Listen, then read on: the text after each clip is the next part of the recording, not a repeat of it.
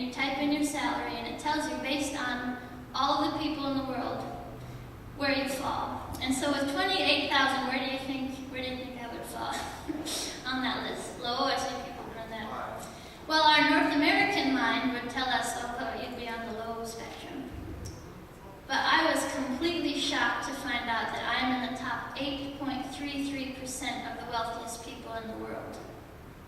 And it's not that there's a lot of wealthy people in the world, it's just that there are a lot of destitute people in the world, and so even what we consider a little bit is a lot for them.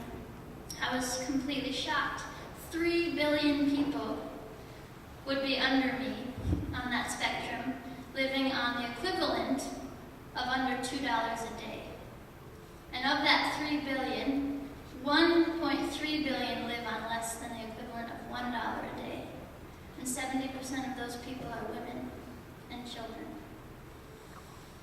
I don't know about you, but $1 a day or less, you could maybe go to the farmer's market and get a little shriveled up apple. I don't know what it would buy you in this country.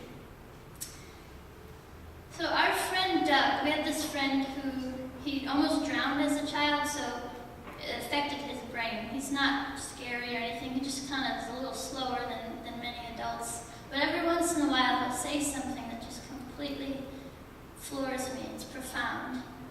And he came to our apartment in Pennsylvania one day. He is the son of one retired Moravian clergy. You know, pastors, they're not in it for the money, but so they're living in this little apartment below us, and he comes up and he says, I'm from a very wealthy family. And I'm thinking, really?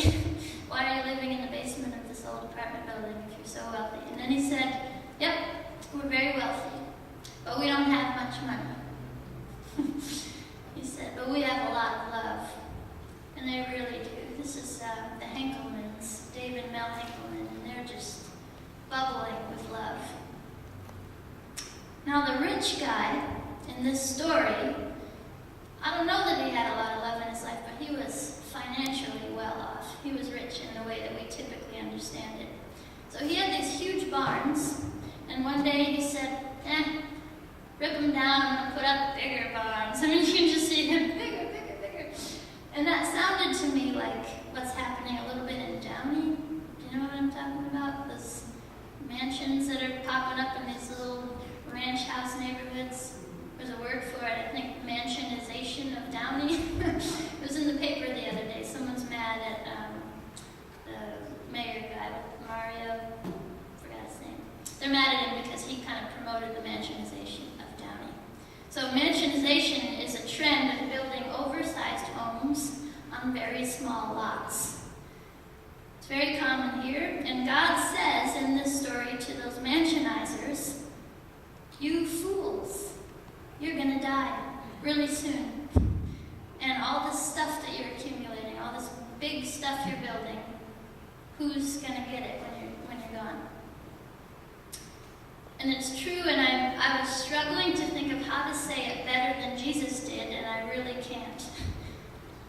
He said, those who store up treasures for themselves are not rich toward God.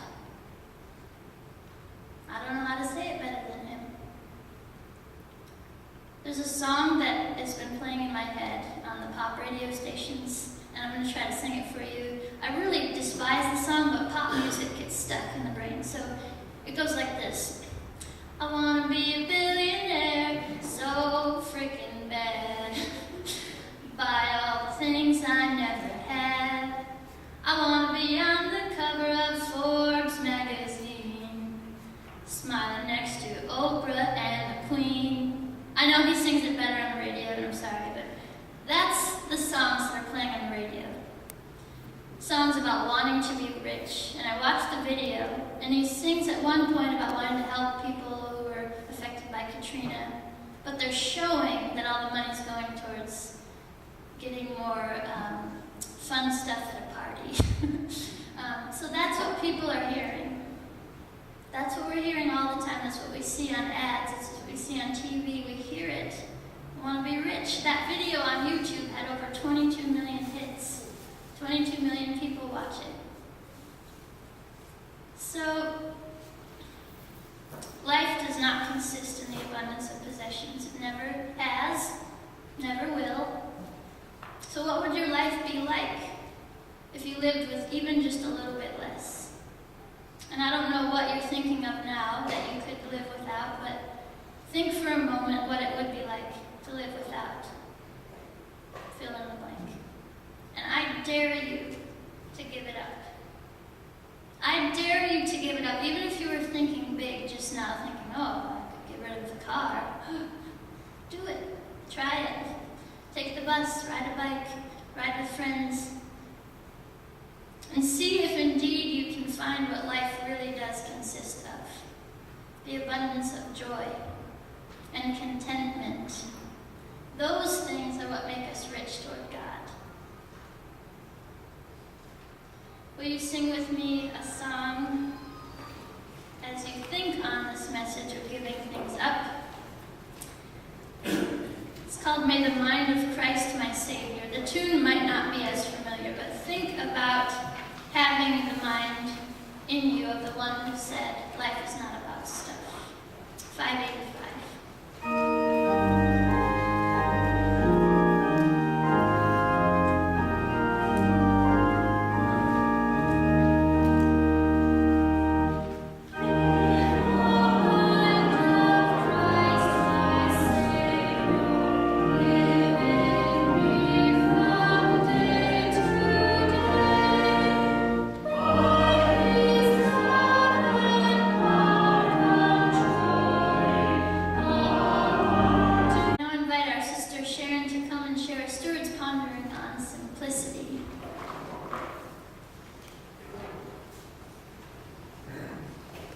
Us would agree that our lives are busy, complex, complicated, and maybe even cluttered.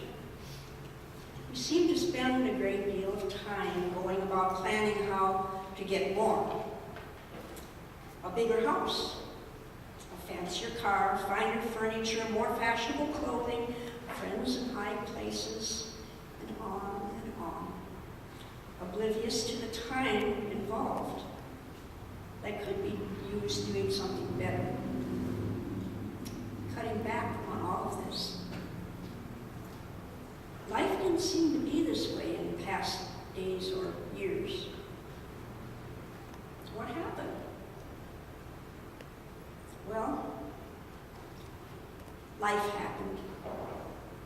It grew and developed and progressed to the point where we are now, caught up in a whirlwind of activities involving family, school, job, church, friends, recreation, and all the ups and downs in dealing with those things. Trying to slow down or step back from the frenetic pace of living we're caught up in is not easy. Decisions need to be made as to what can be cut out or reduced, and reckon with what is really necessary and how much is enough. Now, I'm no expert, but I'd like to share some others' ideas of how to derail life from the fast track and realize that that is a good thing. In reading these things, I want you not to confuse simpleness or simplicity with ineffectiveness, because actually it's the opposite. Some examples.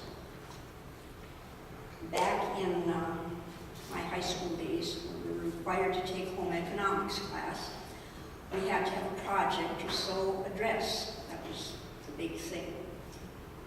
And we were sent off to the dry goods store to look through pattern books, of which there were stacks and stacks. And everybody came up with what they thought was the best idea for them. And those who came up with the name brand Simplicity patterns, maybe some of you who sewed for your kids remember Simplicity. I know I came up with that one because its name expressed exactly what it was. It didn't give you a lot of hard to follow directions. Things were clear, simple, easy to follow, and you came out with a pretty good product, a dress that was actually wearable. And those that came up with the more fancy ones sometimes came up with a dress that was a mess. Things didn't go together right, and we were beginners, and we were just learning. But those who chose simplicity came out really well. You've heard maxims like less is more, and a little does a lot. And I don't mean, as Christy said, that I don't mean to imply that more of anything isn't good, but sometimes less of something is better. I have a little book, it's only about so big, it's called Life's Little Instruction Book. It was filled with about 250 suggestions, observations, and reminders on how to live a happy and rewarding life. I just flipped through it at random, and number 97 came up with, always have something beautiful in sight, even if it's just a daisy in a jelly glass. And number 72, be kinder than necessary. Number 69, whistle or smile. And a favorite of mine was number 157, take time to smell the roses, which you know I do. Now, the Claim Jumper restaurants boast of their recipe for success as being foolproof as it is simple. Here it is, straight off the back of a panel of delicious blueberry pie. And their recipe says, give traditional, great American food served in generous portions, friendly service, and a clean and comfortable environment. And that's exactly what Claim Jumper restaurants do. They have wonderful food, more than you can eat. You usually have to share it with somebody that you brought along with you for dinner. And this recipe is foolproof, and it's pretty simple. It made that restaurant, a chain of restaurants, and extremely successful. You've heard the answer to the question, how to make a friend. 3 simple little words. Be a friend. How to make a friend, be a friend. My husband received a birthday card on the 4th of July, which was his birthday. And I brought it with me. I guess I left it in the car. But it's a simple message of, sunshine and happiness on your birthday. But the thing that was most amazing was that on the top half inside of the card that was blank, there were all of these signatures, handwritten signatures, not stamped, not a form card of any kind, with different kinds of ink and different kinds of signatures. You could tell that they were done by individuals. This birthday card was sent by the member services department of my healthcare program. None of those people know him. They don't know me. But there were no less than 79 signatures on that card. 79 people took maybe 5 seconds to write their name on a birthday card. And my husband, who's not really easy to impress, was quite taken with that. He said, they actually wrote those. And I said, yes, each one of them took 5 seconds. What an impact.